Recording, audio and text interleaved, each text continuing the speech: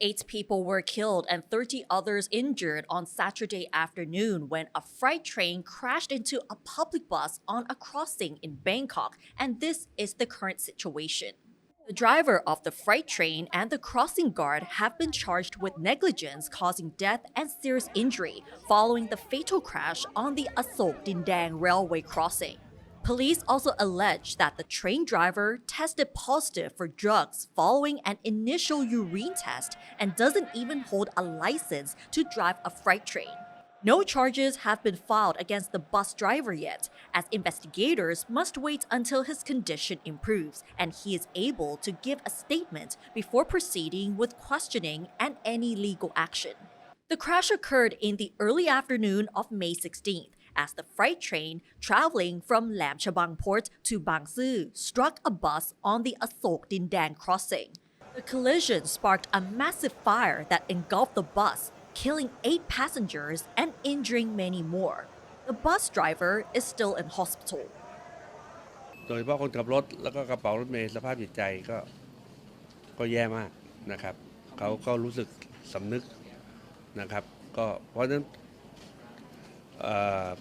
ผมเชื่อว่ามันเป็นสิ่งที่ไม่มีใครอยากให้เกิดขึ้นนะครับณขณะนี้เราก็ต้องให้เขามีกำลังใจที่จะฟื้นฟูสภาพร่างกายให้กลับมาก่อน 48 hours after this tragic loss of life, things have not really changed though. Motorists continue to violate traffic laws, with many still stopping their cars and buses in the middle of railway crossings in heavy traffic. The only change is the audible train alerts are louder.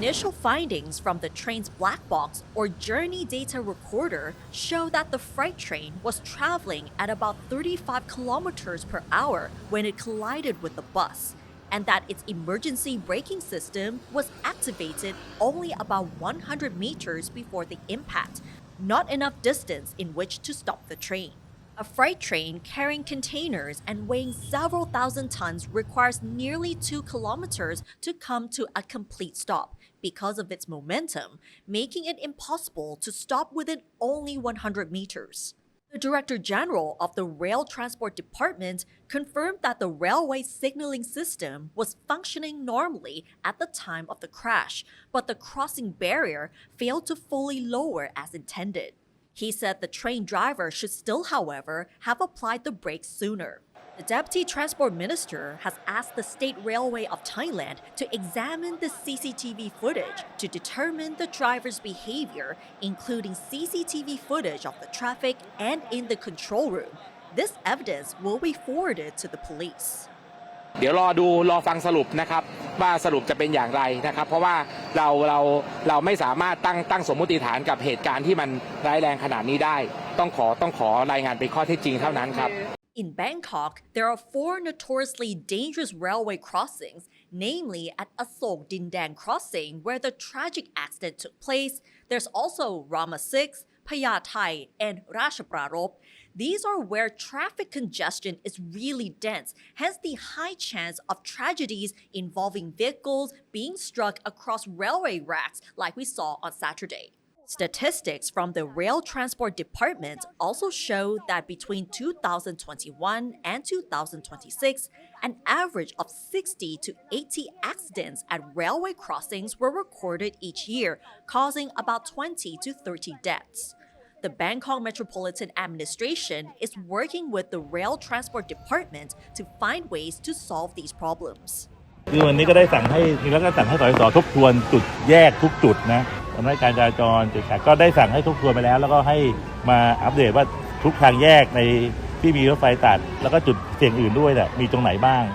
However, what needs much more attention is the discipline or lack of it of motorists. Families of the victims and those who frequently use the intersection have called for changes to traffic laws and for drivers to take more responsibility when on the road. แต่อยากให้มีความร่วมมือสำหรับคนใช้รถใช้ถนน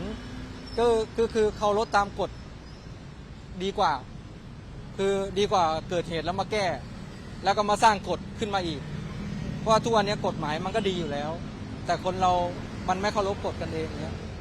Meanwhile, Thailand's Consumer Council's head of policy support unit told Thai PBS World that they are pushing for the families of all 8 victims who died in the crash to receive compensation of 8 million baht each.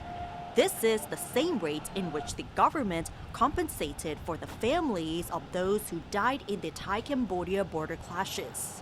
The recent tragedy has increased questions over road and rail safety here in Thailand, considering that the country has been named one of the world's most dangerous cities for road safety. How many more tragedies do we have to witness before significant changes will be made?